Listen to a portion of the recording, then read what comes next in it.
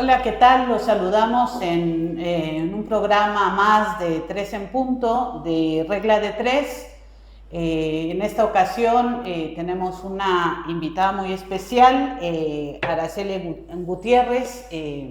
Pues le damos la bienvenida a este día y un gustote, Araceli, tenerte aquí el día de hoy. Nos encontramos aquí con Beatriz Rojas, Patricia Monreal, y bueno, por ahí nos hace falta Raúl López Telles, pero bueno, pues siempre está, aunque no esté presente, ¿no? Araceli, bueno, pues la invitamos ahora que digamos es China libre, que creo que a lo mejor puede tener un poquito más de margen para hablar de ciertas cosas o ciertos temas que pues las restricciones que en su momento le daba el ser consejera electoral. Entonces, pues bueno, creo que te vamos a sacar juguito, Araceli. Araceli es licenciada en Derecho con maestría en Gobierno y Asuntos Públicos, maestría en Derecho Procesal Constitucional. Gracias. Y lo que encontré es que eras doctoranda, estos nombres pomposos que luego ponen. Bueno, está estudiando un doctorado, no sé si ya lo acabaste, pero bueno, eso decía la ficha en Derecho Electoral. ¿Ya lo acabaste, Araceli? Ya lo acabé, me estoy titulando. Entonces bueno, ¿todavía te aplica el doctorando? Todavía me aplica el doctorando. Ok. Bueno, también ha sido asesora en el Senado de la República y, consejera en el Instituto Electoral de Michoacán, en donde también estuvo un tiempo presidiéndolo, ¿no?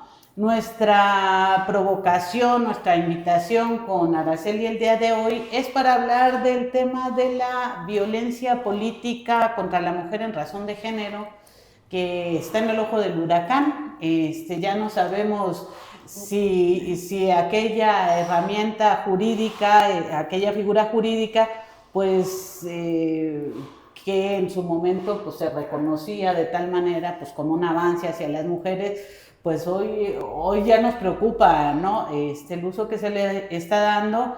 Y pues bueno, un poco la idea es hasta dónde sí, hasta dónde no, platicar contigo sobre pues los talones de Aquiles de esta figura y también las virtudes, ¿no? Porque evidentemente pues se creó por algo, se le dio vida por algo, se legisló por algo.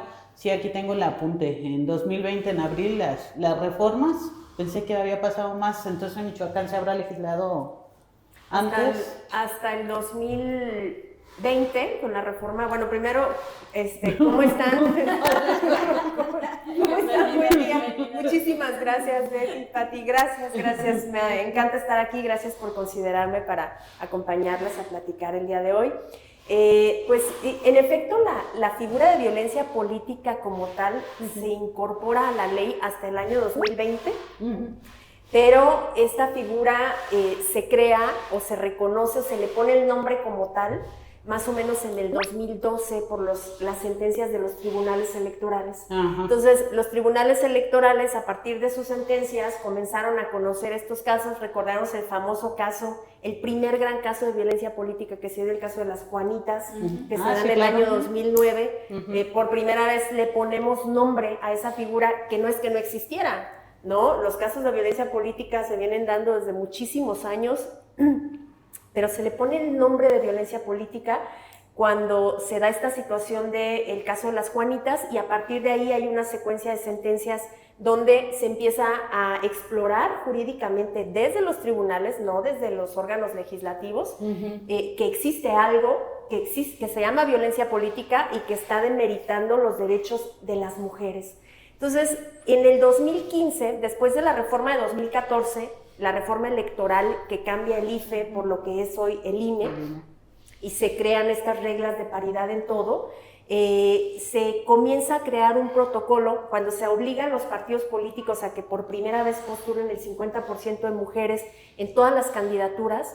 Se desata una vorágine de casos de violencia política y ante la presencia tan significativa de estos casos, comienzan a organizarse el Tribunal Electoral con la Fiscalía, con los institutos electorales y una serie de instituciones para crear un protocolo de acción.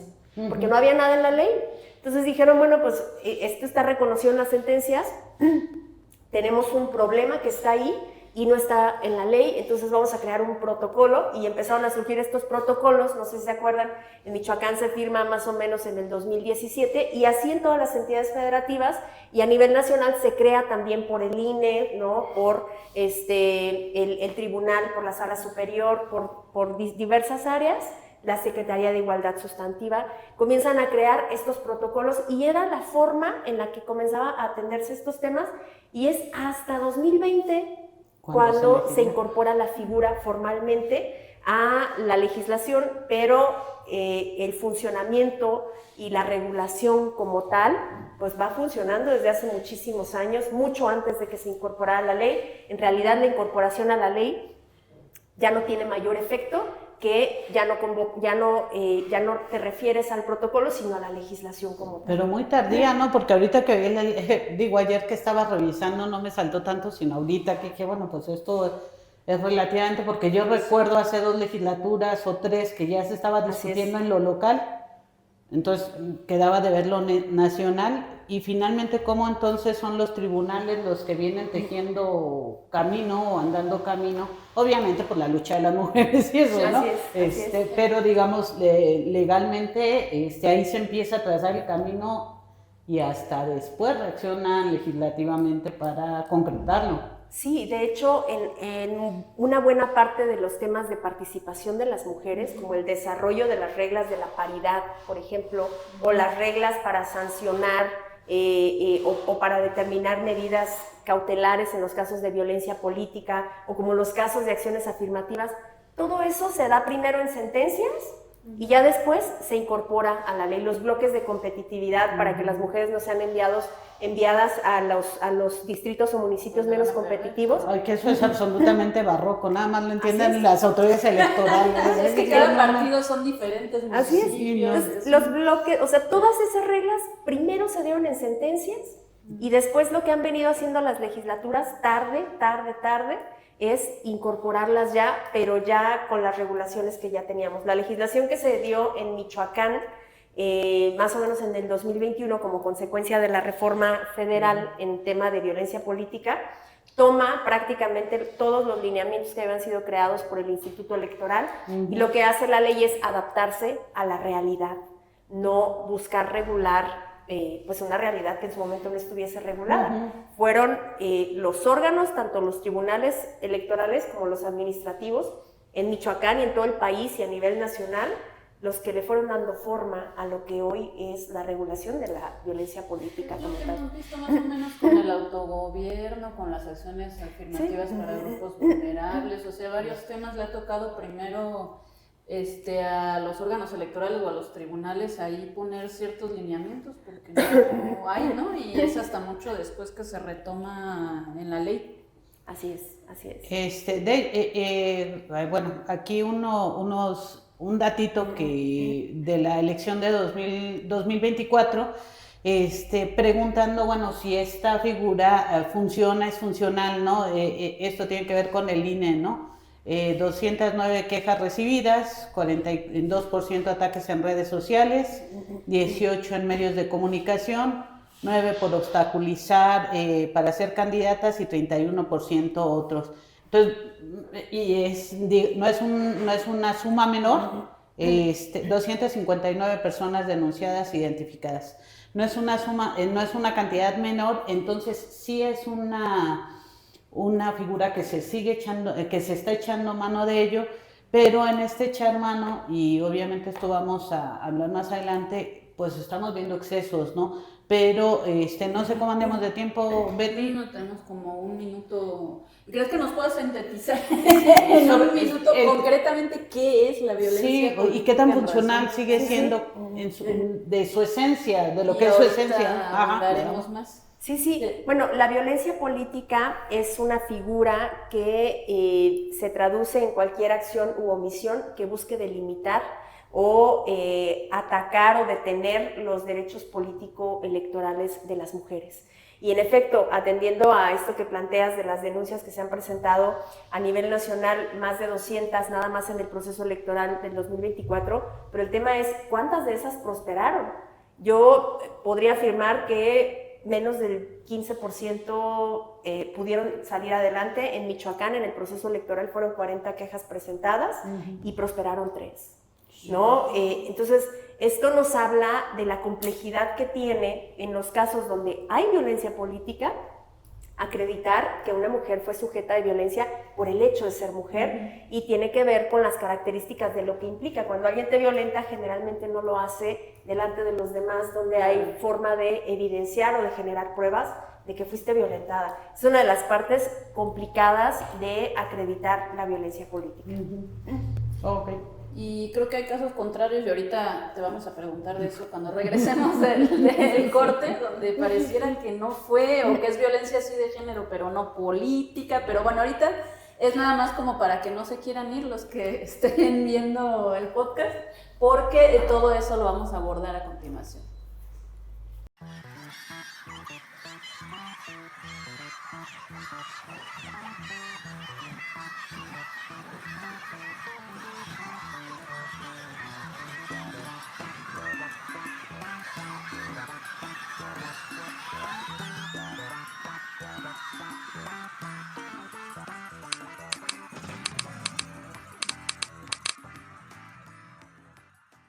Estamos de regreso en 3 en Punto con nuestra invitada Araceli Gutiérrez, y estábamos hablando antes del corte de casos en donde no se puede acreditar la violencia política en razón de género porque pues es difícil luego recabar testimonios, se puede cometer pues solo cuando están solas la persona que está acusando y la acusada, o bueno, hay una relación también de poder muchas veces, en fin, pero también hay casos, comentábamos que son al revés, donde pareciera que hay un exceso por parte ahí de las instancias, de los tribunales electorales, y diera la impresión de que no es violencia, o sea, puede ser violencia de género. Violencia de la que o violencia, pero a mí me queda duda si esta violencia sí está afectando sus derechos político-electorales o no. Es el caso, por ejemplo, de la diputada del Partido del Trabajo, es Karina Barrientos, bueno, mejor, si es Barrientos o es Barrientos, bueno, dato protegido, digamos, que no nos vayan a acusar de violencia política también a nosotros, que resulta ser esposa del presidente de la Cámara de Diputados, ¿no? Que además es de Morena, y ya lo hemos comentado en otras ocasiones, es bien conocido el caso. Finalmente se determina que una usuaria de X, que la cuestionó porque dijo que obtuvo el cargo porque era esposa de esta persona, entonces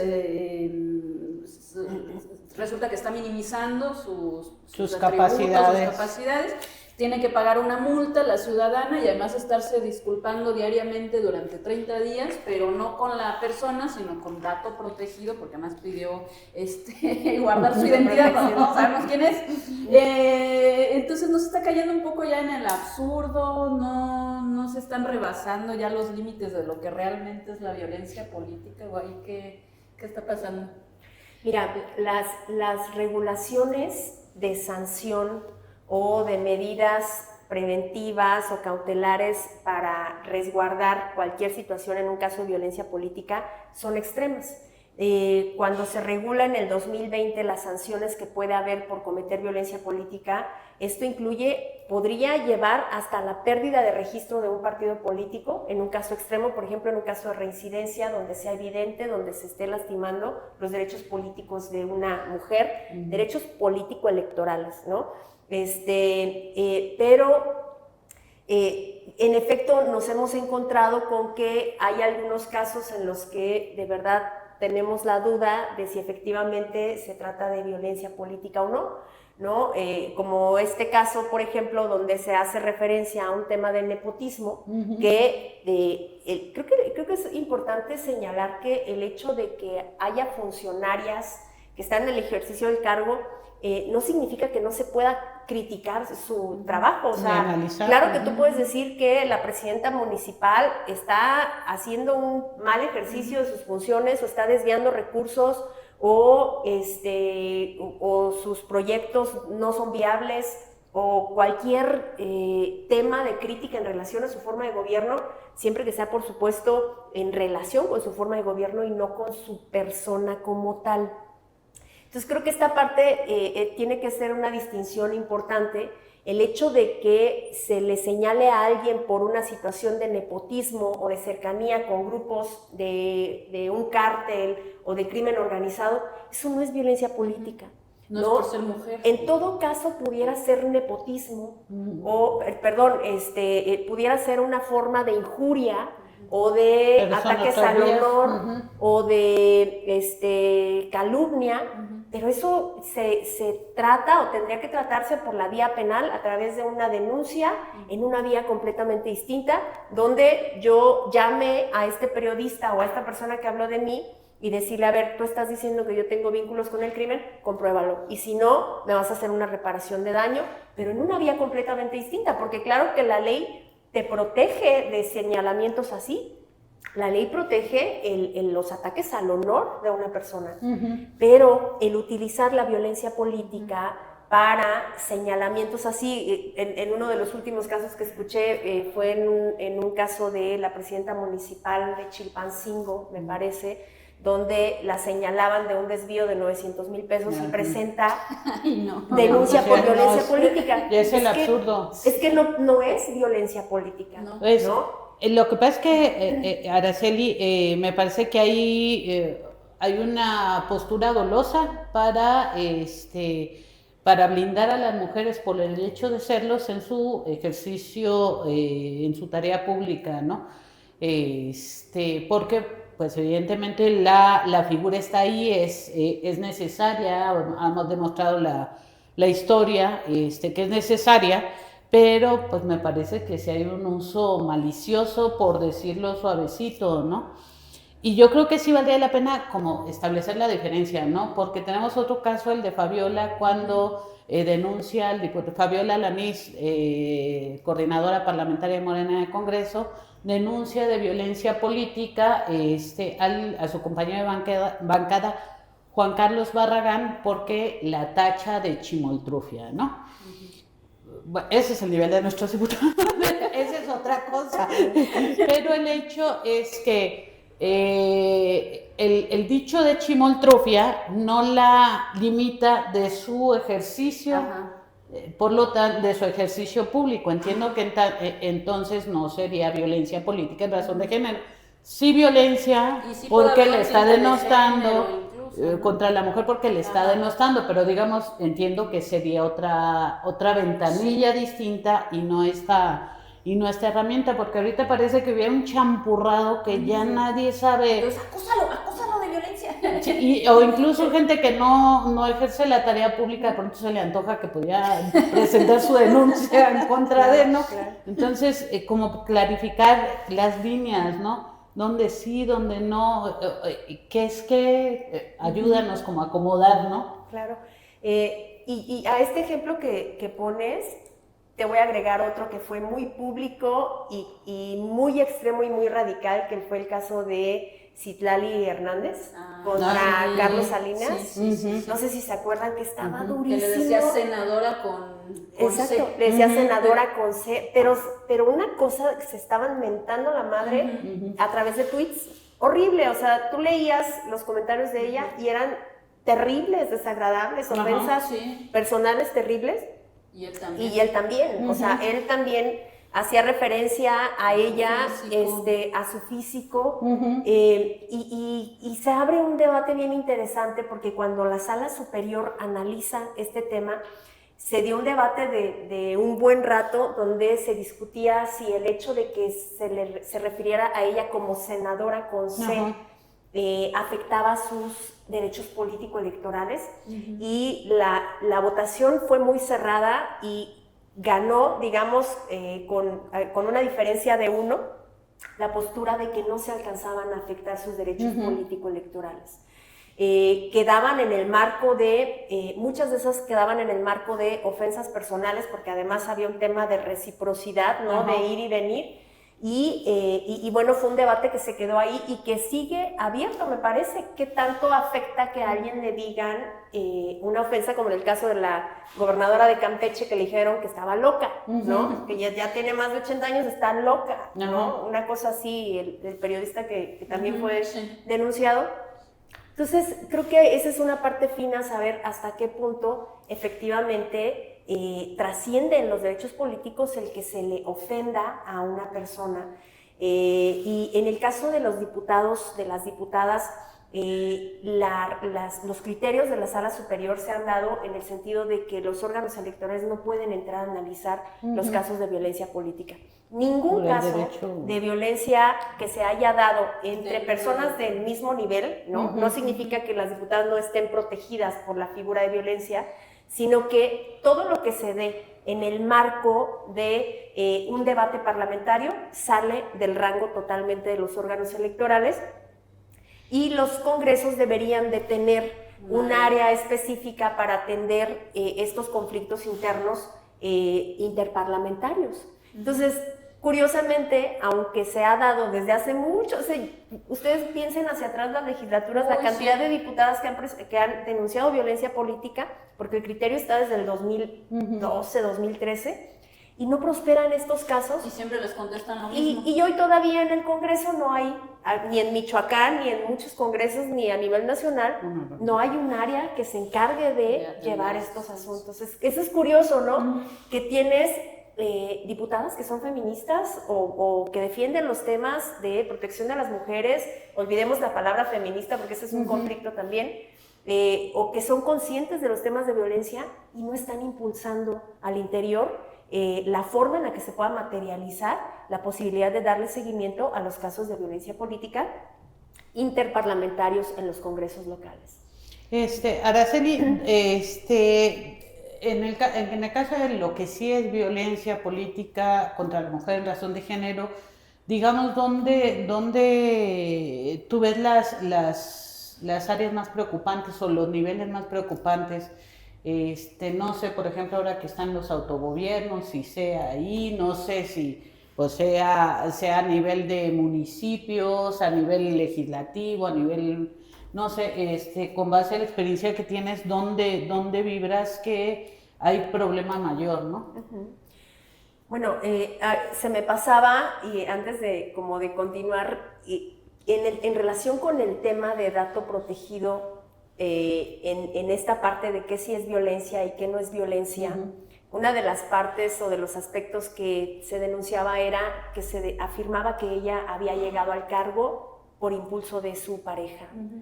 De acuerdo con las reglas que se han diseñado para el tema de violencia política, eso sí demerita la condición política o los derechos políticos de una mujer, porque estás afirmando que ella no tiene ninguna capacidad, que ella no tiene una trayectoria, sino que ella llegó ahí porque alguien la puso, porque su pareja la puso. Entonces, este es uno de los más clásicos, porque aunque pudiera ser cierto... Hijo, pero claro que abundan, es que digo, pues obviamente uno lo ve desde el punto de vista periodístico, claro. Entonces no me puedes decir que no es así porque no tienes ningún tipo de trayectoria política previa. Pero ¿no? Entonces, en esos casos, el tema es, para salvaguardar los derechos políticos de las mujeres, habla de lo mal que lo ha hecho en el ejercicio del cargo. O sea, habla de cómo esa falta de trayectoria le ha llevado a no hacer nada o a hacer las cosas mal, pero no hables, o sea, no demerites a su persona sin hablar de su trabajo. ¿Y ¿no? si fuera un hombre? Se estás demeritando. Que llegó porque es el hijo del alcalde de Tarímaro, no sé, de algún lugar. Ahí también históricamente muchas de las personas que llegan a los cargos es por cercanías, por familias, ¿no? Es como un hecho real, o sea, es una situación que existe, sí, ¿no?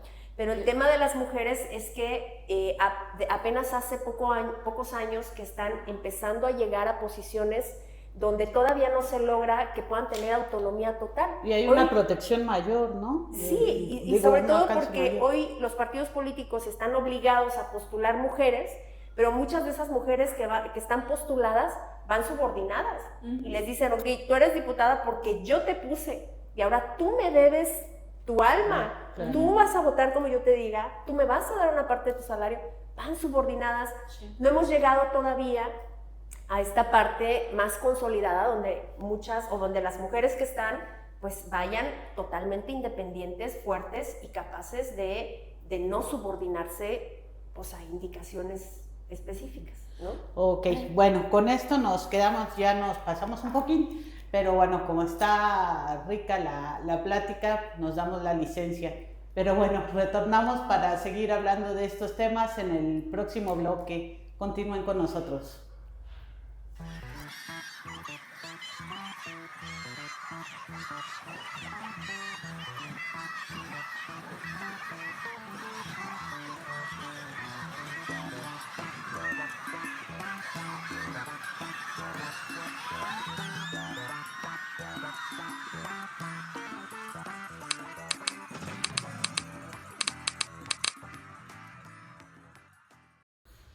Hola de nuevo, retornamos acá a este último bloque de 3 en Punto con Araceli Gutiérrez, que es nuestra invitada el día de hoy para hablar de este tema de la violencia política contra la mujer en razón de género.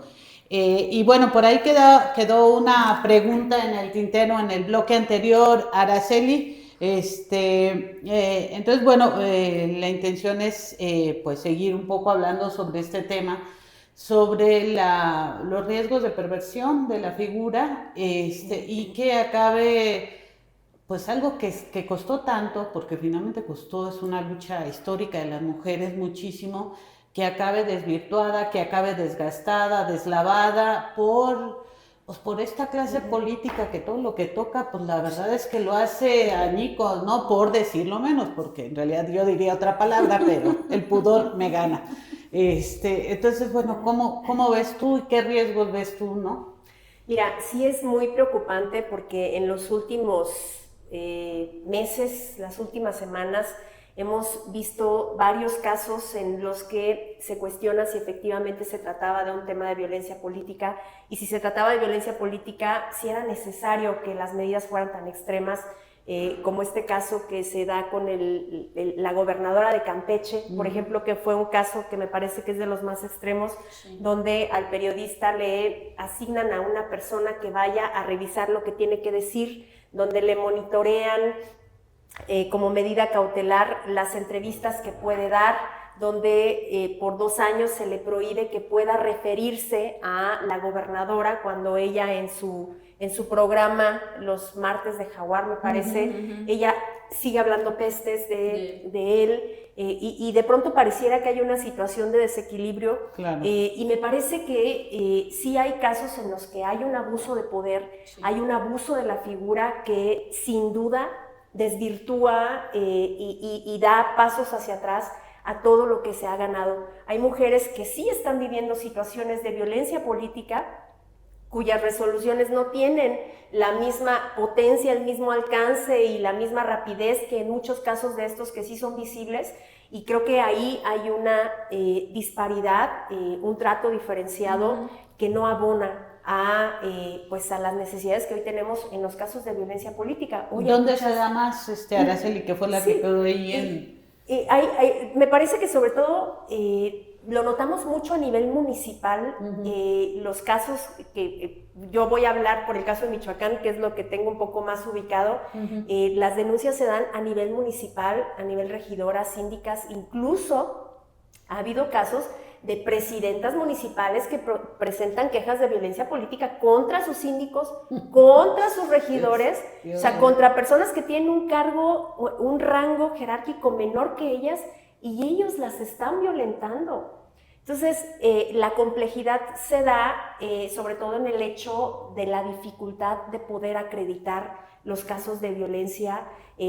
Recuerdo mucho un caso que tuvimos en el proceso anterior de una presidenta que denunciaba al síndico, porque el síndico pues tenía más poder que ella dentro del cabildo, y él era el que convocaba y a veces hacía reuniones y no la convocaba a ella. Ellos tomaban decisiones, tenían los votos de los regidores y no la convocaban a ella. Ella hacía propuestas ¿no? Y nunca se tomaba en cuenta, había casos en los que el propio síndico le decía, presidente, es que usted no sabe, presidente, es que a usted le falta mucha experiencia para poder hablar de estos temas.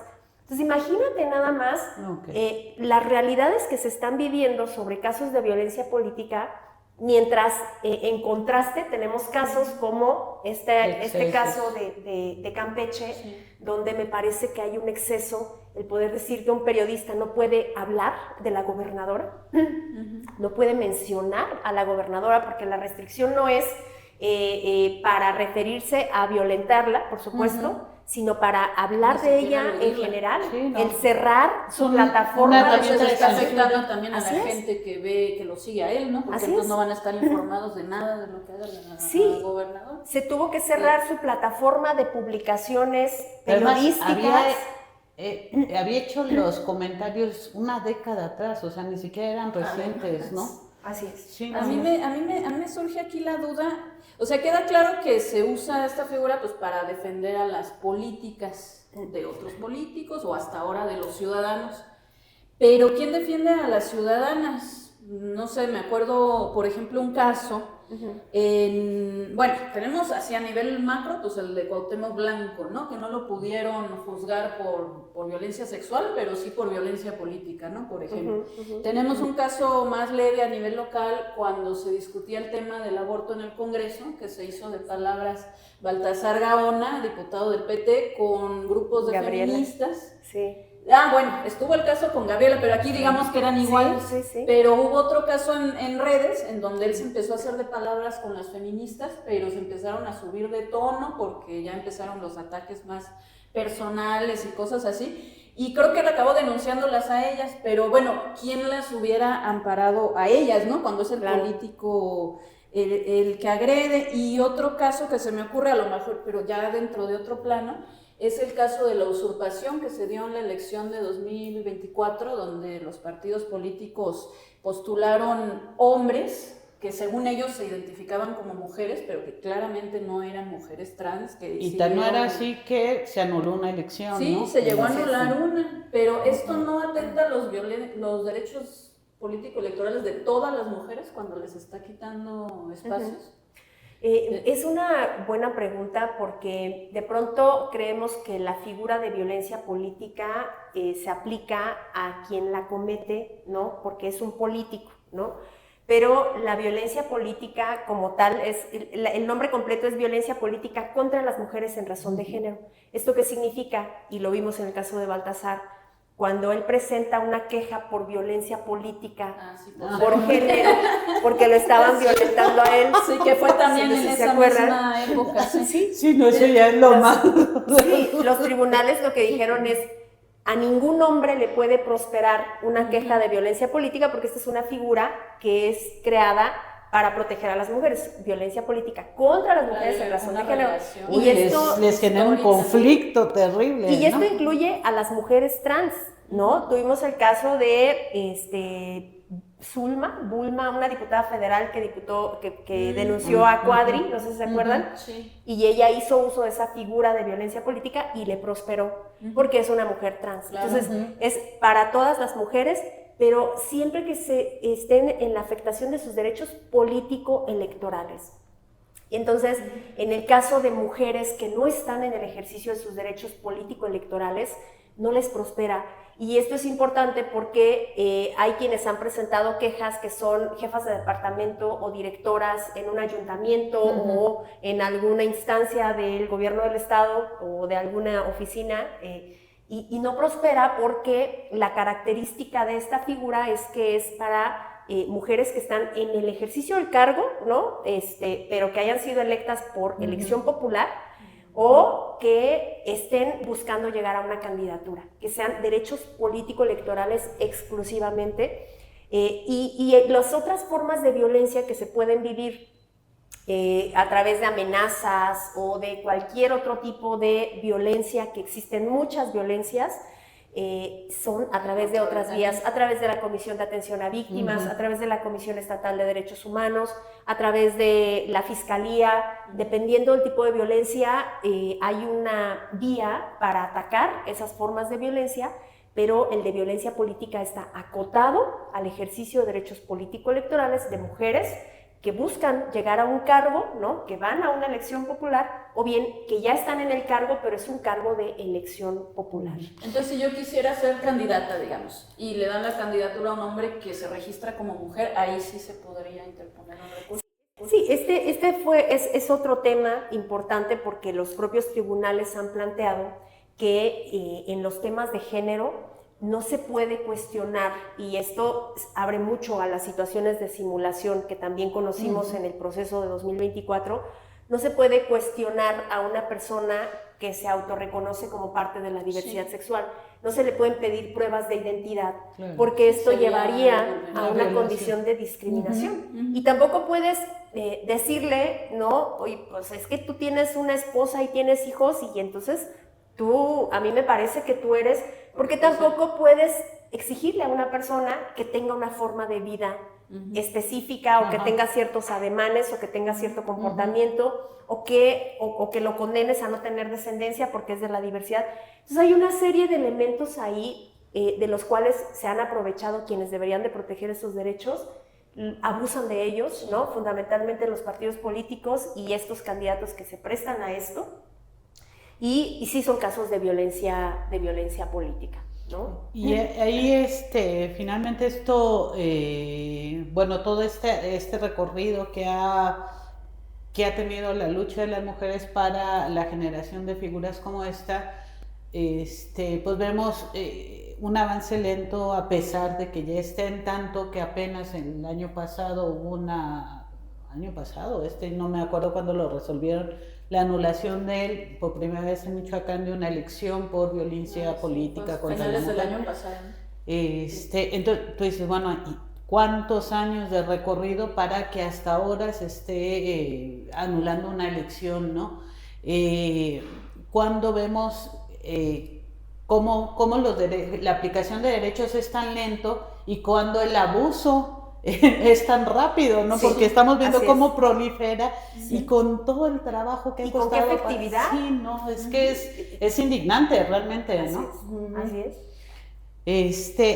Pues Araceli, yo te invitaría a una reflexión final sobre pues, los riesgos, ¿no? Que hemos ya hablado a lo largo del programa de esto, pero me parece importante porque me parece que hay una confusión que se ahonda cada vez más y luego las confusiones nos llevan a la visceralidad y a decir, no, entonces que se suprima, que se anule, es como nos enojamos con el INE, que se suprima, que se anule a la goma, nos enojamos con el Instituto Nacional de Transparencia, que se suprime, en lugar de hacer corregir. Entonces a mí sí me preocupa cómo la clase política hace un abuso de estas herramientas legales, de estos espacios, y esto genera que se supriman y con ello se afecten los derechos, en este caso de las mujeres, ¿no? Claro.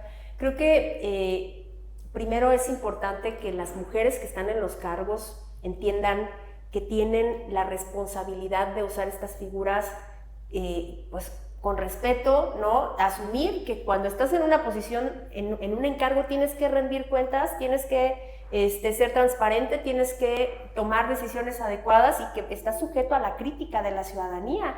Cuando los funcionarios, las funcionarias toman protestas, se les dice, y si no, que la ciudadanía te lo demande. Y claro que los ciudadanos, las ciudadanas tenemos derecho a ver a nuestros funcionarios, a cuestionarlos y a criticarlos y a decir hombres o mujeres o de la diversidad sexual. Claro. Y creo que hay pues es un tema importante el poderlo asumir con esa seriedad. Las autoridades, por su parte, pues tienen que cuidar esta parte que hoy me parece que pone en riesgo y que preocupa muchísimo el que se esté desvirtuando la figura de violencia política a partir de situaciones que desde mi punto de vista, sin conocer el expediente y a la distancia, por supuesto, pues no son violencia. El cuestionar a una funcionaria, a una presidenta, a una gobernadora, ¿qué estás haciendo con el dinero? Aquí hay un tema de desvío, no estás rindiendo cuentas, no estás haciendo bien tu trabajo, eso no es violencia y tenemos que defender esa posición porque si no entonces ya no vamos a poder decir nada y vamos a terminar posicionando a mujeres en una situación de abuso de poder y defendiendo pues lo indefendible. Pues va a acabar siendo real el cliché que a la mujer no se le toca ni con el pétalo de una rosa, ni con el pétalo de una crítica, ¿no? Pero también tenemos que, me parece, asumir una responsabilidad de cómo posicionamos el tema hacia afuera. Yo he visto mucho ahora, ustedes seguramente han visto esta frase que dice, es tiempo de mujeres. Y lo escuchamos demasiado. Aquí, allá, acullá, ¿no? Sí. De cara a la elección de gubernatura que viene. Pero creo que el tema es cómo le llevas el mensaje a la ciudadanía. Es tiempo de mujeres y tiene que ser una mujer gobernadora por el hecho de ser mujer. Sí, no, terrible. ¿No? O porque estamos presentes, porque somos capaces, porque hemos construido la posibilidad de tener un mejor país, ¿no? No posicionar el hecho de que tenemos que estar ahí por el solo hecho de ser mujeres, ¿no? Sino por un tema de capacidad y bueno, evitar esta situación de cuestionamientos que de por sí hay muchas personas que les cuesta trabajo asumir el tema de la participación de las mujeres, el impulso de las mujeres y pues ahí está la responsabilidad que tenemos que asumir en cómo lo transmitimos a la sociedad para que no parezca que sin capacidad andamos pidiendo cargos. Que además, ¿no? Ni es garantía, ¿no? Porque mucho presumieron en el Congreso del Estado cuando la legislatura estuvo compuesta por más mujeres que hombres. ¿Y no. ¿Qué hicieron para las mujeres? O sea, ¿qué legislaron realmente? Ahí el tema de los agravios históricos no te eximen de responsabilidades en tu hacer, en tu ejercicio, porque pareciera que esa es la lógica. A mí, indígena, la historia me agravió porque fui sometido, entonces yo ya no tengo que comprobar mis recursos de mi presupuesto directo. Ahora yo puedo violar la ley. Sí, exacto. Igual, ahora yo, mujer, como la historia me agravió. Ahora quiero todo. Igual, la comunidad afro, a mí me llama luego, sí, no mucho, lados. ¿No? Entonces yo creo que pues es un tema de responsabilidades, de seriedad, que pues a la gente le incomoda asumirla, ¿no? Sobre todo a la gente de la clase política, y pues sabemos la sagacidad que tienen para burlar la norma y hacer de la norma de su uso personal, ¿no? Entonces, pues bueno, muy, muy complicado. Araceli, agradecerte. No me tocaba cerrar a mí, le tocaba cerrar a Betty, pero como ya estoy hablando, como ya voy sola. Araceli, agradecerte muchísimo. Andas dando clases, andas metida en el tema de la docencia. Esperamos, pues bueno, sabemos que eres una gente inquieta, suponemos que a futuro tendrás otros proyectos que estaremos, pues dándole seguimiento, ¿no? Con la mira de esta mujer, hacedora de, pues de un montón de cosas, ¿no? Que has venido haciendo en tu trayectoria. Agradecerte, invitar a la gente que nos siga frecuentando cada lunes.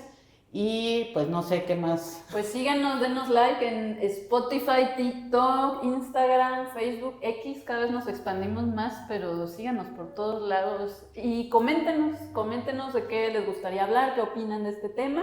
Y nos vemos el próximo lunes. Gracias, Araceli. Muchísimas gracias. Gracias por la invitación. Me encantó estar con ustedes. Bien amena la plática. Gracias. Podríamos seguir.